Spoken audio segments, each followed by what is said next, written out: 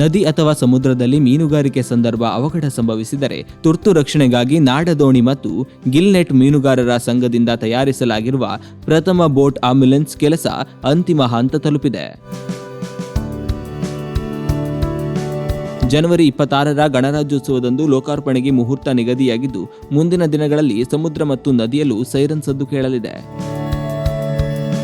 ಕರಾವಳಿ ಭಾಗದಲ್ಲಿ ಮೀನುಗಾರಿಕೆಯನ್ನ ನಂಬಿಕೊಂಡು ಸಾವಿರಾರು ಕುಟುಂಬಗಳು ಜೀವನ ಸಾಗಿಸುತ್ತಿದೆ. ಮೀನುಗಾರಿಕೆಯ ಸಂದರ್ಭ ಪ್ರಕೃತಿ ವಿಕೋಪದಿಂದಾಗಿ ಏಕಾಏಕಿ ಸಮುದ್ರದಲ್ಲಿ ಏರುಪೇರು ಕಂಡು ಬೋಟ್ ಅಥವಾ ದೋಣಿ ಮಗುಚಿ ಸಾಕಷ್ಟು ಜೀವಗಳು ಬಲಿಯಾಗಿದೆ.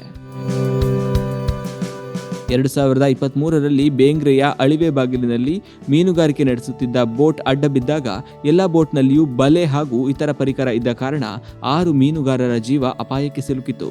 ಕೊನೆಗೆ ಬೇಂಗ್ರೆಯ ರತ್ತು ಎಂಬುವವರ ದೋಣಿ ಖಾಲಿ ಇದ್ದ ಕಾರಣ ಅದನ್ನ ಬಳಸಿ 6 ಜೀವಗಳನ್ನ ರಕ್ಷಿಸಲಾಗಿತ್ತು.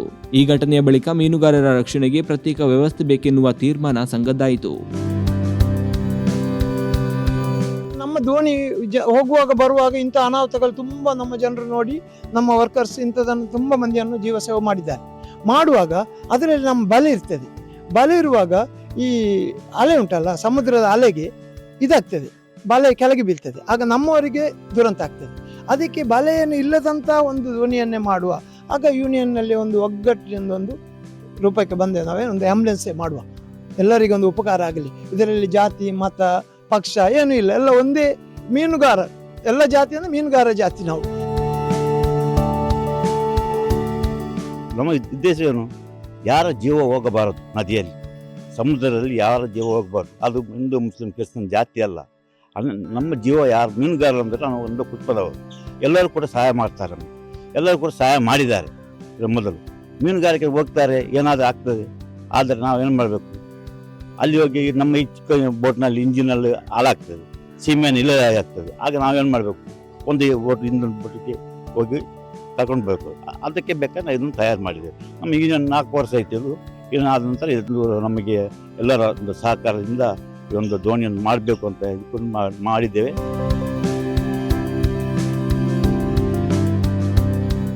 ವಿಶಾಲವಾದ ಈ ಬೋಟ್ ಆಂಬ್ಯುಲೆನ್ಸ್ನಲ್ಲಿ 30 ಜನರು ಪ್ರಯಾಣಿಸುವಷ್ಟು ಅವಕಾಶ ಇದ್ದು, ತುರ್ತು ಸಂದರ್ಭದಲ್ಲಿ ಮೀನುಗಾರರ ಜೀವ ರಕ್ಷಣೆಗೆ ಮಾತ್ರ ಬಳಸಲಾಗುತ್ತದೆ. ಮೀನುಗಾರಿಕೆ ಸಂದರ್ಭ ಅವಘಡ ಸಂಭವಿಸಿದರೆ, ಯಾರಿಗಾದರೂ ಆರೋಗ್ಯ ಸಮಸ್ಯೆ ಎದುರಾದರೆ ತಕ್ಷಣವೇ ಈ ಬೋಟ್ ಆಂಬ್ಯುಲೆನ್ಸ್ ಸೇವೆ ನೀಡಲಿದ್ದು, ಉಳ್ಳಾಲ ಜಟ್ಟಿಯನ್ನ ಕೇಂದ್ರವಾಗಿಸಿ ಕಾರ್ಯಾಚರಿಸಲಿದೆ. ಇದಕ್ಕಾಗಿ ಚಾಲಕರ ಸಹಿತ 15 ಮಂದಿ ನುರಿತ ತಂಡ ಸಜ್ಜಾಗಿದೆ. ಸೈರನ್, ಎಮರ್ಜೆನ್ಸಿ ಕೆಂಪು ದೀಪ, ಸ್ಟ್ರೆಚರ್, ಆಮ್ಲಜನಕ, ವೈದ್ಯಕೀಯ ಉಪಕರಣಗಳು, ಲೈಫ್ ಜಾಕೆಟ್, ನುರಿತ ಆರೋಗ್ಯ ಸಿಬ್ಬಂದಿ ಇರಲಿದ್ದಾರೆ. ಈ ಬೋಟನ್ನ ಪುಷ್ಪರಾಜ್ ಎಂಬುವರು ನಿರ್ಮಾಣ ಮಾಡಿದ್ದಾರೆ. 16 ಲಕ್ಷ ರೂಪಾಯಿ ಖರ್ಚು ತಗುಲಿದ್ದು, 10 ಲಕ್ಷ ವೆಚ್ಚವನ್ನ ದಾನಿಗಳ ನೆರವಿನಿಂದ ಭರಿಸಲಾಗಿದೆ. ಈ ದುಡಿಮೆ ಅಂದರೆ ನಿಮಗೆಲ್ಲ ಗೊತ್ತಿರ್ಬೋದು, ಎಲ್ಲರೂ ದುಡಿದಾಗೆ ದುಡಿಮೆ ಅಲ್ಲ. ಹೋಗಿ ಹಿಂದೆ ಬರುವುದು ಗ್ಯಾರಂಟಿ ಅಂತ ಗೊತ್ತಿಲ್ಲ. ನಾವು ಹೋದ ನಂತರವೂ ಚಂಡಮಾರುತವು ಎಂಥದ್ದು ಸುರಾಗ್ತದೆ. ಅಂಥ ಒಂದು ಸಂದರ್ಭದಲ್ಲಿ ಇದೊಂದು ರೆಡಿ ಇಟ್ಟು ನಮ್ಮಲ್ಲಿ ಅನೇಕ ಡ್ರೈವರ್ಸ್ಗಳಿದ್ದಾರೆ. ಮತ್ತು ಸರ್ಕಾರದ ಏನು ಕೆಲವು ನಮಗೆ ಮುಂದೆ ಭವಿಷ್ಯ ತುಂಬ ಇದುಂಟು. ಸರ್ಕಾರವನ್ನು ಕೇಳಿ, ಅಧಿಕಾರಿಗಳ ಹತ್ರ ಕೇಳಿ ನಾವು ಇದಕ್ಕೆ ಲಾಂಗ್ ಹೋಗುವಂಥ GPS, ವೈರ್ಲೆಸ್ ಇಂಥವನ್ನ ಅಳವಡಿಸಿ ಮುಂದಿನ ಹೆಜ್ಜೆ ಮುಂದೆ ಅಪ್ಡೇಟ್ ಮಾಡುತ್ತೆ. ನಾವು ಇದನ್ನು ಸರ್ಕಾರದ ಅಧಿಕಾರಿಗಳ ಸಹಾಯದಿಂದ ನಾವು ಇದನ್ನು ಇಂಪ್ರೂವ್ ಮಾಡ್ತಾ ಹೋಗುವಂಥ ಒಂದು ಇದು ಬರ್ತದೆ. ಎಂಥದ್ದು ನೆರೆ ನದಿಯಲ್ಲಿ. ಆಗ ಸಹ ಇದೆಲ್ಲ ಈಸಿ ಆಗ್ತದೆ. ಇದಕ್ಕೆ ತುಂಬ ಡೀಪ್ ನೀರು ಬೇಡ. ಸ್ವಲ್ಪ ನೀರಲ್ಲೇ ಆಲೆಕಲ, ಉಳ್ಳಾಲ, ಕೋಡಿ ಇಂಥ ಪ್ರದೇಶ, ಕಲ್ಲಾಪು, ಪಾವೂರು ಇಂಥ ಪ್ರದೇಶಕ್ಕೆಲ್ಲ ಇದೇ ಹೋಗಿ ಎಲ್ಲ ಮನೆಯನ್ನು ಶಿಫ್ಟ್ ಮಾಡ್ಬೋದು, ಜನರನ್ನು ರಕ್ಷಣೆ ಮಾಡ್ಬೋದು. ಅಂದರೆ ನೀರು ತುಂಬ ಬೇಡ ಇದಕ್ಕೆ. ಬೋಟ್ ಎಲ್ಲ ಆಗುವಾಗ ತುಂಬ ನೀರು ಬೇಕು. ಇದಕ್ಕೆ ನೀರು ಕಡಿಮೆ ಇದ್ದರೆ ಸಾಕು. ನಾವು ಇದು ರೆಡಿ ಆಗಿರ್ತೇವೆ. ನಾವು ನಂಬರ್ ಸಹ ಎಲ್ಲರಿಗೆ ಕೊಟ್ಟಿರ್ತೇವೆ. ಎಲ್ಲೇ ಆದರೂ ಅನಾಹುತ ಸಂಭವಿಸಿದ್ರೆ ನಮಗೆ ಕಾಲ್ ಮಾಡಿದರೆ ನಾವು 1, 2, 3 ನಂಬರನ್ನು ರಿಲೀಸ್ ಮಾಡ್ತೇವೆ. ಆ ನಂಬರಲ್ಲಿ ನಮ್ಮ ಹತ್ರ ಅನೇಕ ಡ್ರೈವರ್ಸ್ಗಳಿದ್ದಾರೆ. ಯಾರಾದರೂ ನಾವು ನೋಟೆಡ್ ಮಾಡಿದ ಜನ ಅದನ್ನು ಆಗಲೇ ಆಂಬ್ಯುಲೆನ್ಸ್ ತಗೊಂಡು ಹೋಗ್ತಾರೆ. ಮುಂದಿನ ಹೆಜ್ಜೆಯಾಗಿ ಡೀಪ್ ಅನಾಹುತ ಬೋಟ್ನಲ್ಲಿ ದೂರ ಎಲ್ಲಿ ಅದು ಸಂಭವಿಸಿದರೆ ವೈರ್ಲೆಸ್ GPS ಮುಖಾಂತರ ಅದೆಲ್ಲ ಸರ್ಕಾರದ ಅಧಿಕಾರಿಗಳ ಅನುಮತಿಯನ್ನು ಪಡೆದ ನಂತರ ನೆಕ್ಸ್ಟ್ ಸ್ಟೆಪ್ ನಾವು ಆ ಒಂದು ಆಲೋಚನೆಯನ್ನು ಇಟ್ಕೊಂಡಿದ್ದೇವೆ. ಈಗ ನಾಳೆ ಕಾರ್ಯಕ್ರಮಕ್ಕೆಲ್ಲ ಅಧಿಕಾರಿಗಳು ಬರ್ತಾರೆ, ಅವರಲ್ಲಿ ನಾವೆಲ್ಲ ಡಿಸ್ಕಸ್ ಮಾಡ್ತೇವೆ. ಮತ್ತು ನಮಗೆ ಇದಕ್ಕೆ ಸಹಕರಿಸಿದ ಎಲ್ಲರಿಗೂ ನಾವು ಧನ್ಯವಾದ ಹೇಳ್ತೇವೆ. ಯಾಕೆಂದರೆ ಇವರು ಬಂದು ನಮ್ಮ ಹತ್ರ ಹೇಳಿದರು, ಈ ಥರ ಒಂದು ನಮಗೆ ಒಂದು ಇದಕ್ಕೆ ಗಿಲ್ನೆಟ್ ದೋಣಿ ಒಂದು ಆಗಬೇಕು.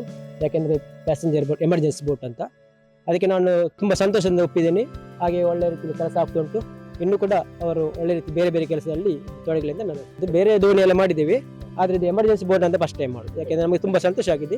ಯಾಕಂದ್ರೆ ಇಂಥ ಕೆಲಸ ಒಳ್ಳೇದು ಮಾಡಲಿ. ನೋಡಿ ಸರ್, ಇದರಲ್ಲಿ ಟೀ ಇಟ್ಟುದುಂಟು, ಫಸ್ಟ್ ಇಟ್ಟುದುಂಟು, ಮತ್ತು ಸ್ಟ್ರಕ್ಚರ್ ಬರ್ತದೆ, ಮತ್ತು ಆಕ್ಸಿಜನ್ ಬರ್ತದೆ, ಮತ್ತು ಎಮರ್ಜೆನ್ಸಿ ಲೈಟ್ ಏನಾದರೂ ಆದರೆ ದೂರದಿಂದಲೂ ನಮಗೆ ಸಿಗ್ನಲ್ ಅಂದರೆ ನಮಗೆ ಗೊತ್ತು ಮಾಡಿ ನಾವು ಬರ್ತಾ ಇದ್ದೇವೆ ಅಂತ ಒಂದು. ಮತ್ತು ಒಂದು ಇವರದ್ದು ಲೈಫ್ ಜಾಕೆಟ್ ಎಲ್ಲ ಇದರಲ್ಲಿ ಬರ್ತದೆ. ಮತ್ತು ಇವಾಗ ತಂಡ ಸಹ ಉಂಟು, ಒಳ್ಳೆ ರೀತಿಯ ತಂಡ ಉಂಟು. ಯಾಕೆಂದರೆ ಇವರು ಹೇಳಿದಾಗೆ ಬಲೆ ಎಲ್ಲ ಬರುದಿಲ್ಲ, ಖಾಲಿ ಎಮರ್ಜೆನ್ಸಿ ಸ್ಟ್ರಕ್ಚರ್ ಬರ್ತದೆ. ಮತ್ತೊಂದು ಇದು ಆಕ್ಸಿಜನ್ದು ಮತ್ತು ಸ್ಪೀಡ್, ಮತ್ತೆ ಅದ್ರಲ್ಲಿ ಬೇಕಾದಾಗ ಇಂಜಿನ್, ದೊಡ್ಡ engine, high speed engine Pushparaja ಅಂತ ನಮ್ದು ಇಲ್ಲಿ ನೇತ್ರಾವತಿ ಫೈಬರ್ ವರ್ಕ್ ಅಂತ ಉಂಟು ಇಲ್ಲಿ ಎರಡಲ್ಲಿ, ಅಲ್ಲಿ ನಾವು ಮಾಡಿ ಕೊಡ್ತಿದ್ದೀವಿ.